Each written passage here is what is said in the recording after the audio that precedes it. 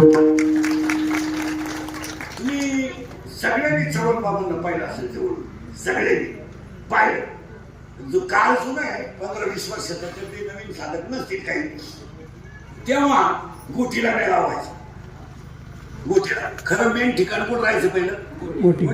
आता 2-4 ठिकाणी मेळा, आता ज्याला लागलं त्याला दुकान टाकलं तो भाग्या. ज्याला काउंटिंग करायचं कळलं त्याला लगेच दुकान टाकलं. पण पूर्वी असं नव्हतं. पूर्वी प्रत्येक साधक हा स्थानावरच आहे.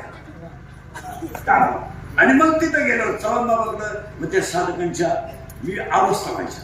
अवस्था झाल्यानंतर आता तिथं असं व्हायचं, अवस्था झाल्यानंतर आता त्या अवस्थेमध्ये 2-3 प्रकार व्हायचे.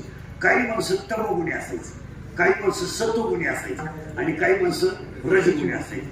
सत्वगुणीची अवस्था ही सात्विक रंगात राहते. त्या 12व्या असा शब्द आहे कायिक भाव, वाचिक भाव आणि मानसिक भाव. त्यावेळेस काय व्हायचं, मग एखादा नवीन साधक आला, त्याला एखाद्या बाबाने नाम दिलं. इथं नाम दिलं की ते मोकर पापी राहायचं, ते त्या मेळ्यात भयानक पुढे आणायचं.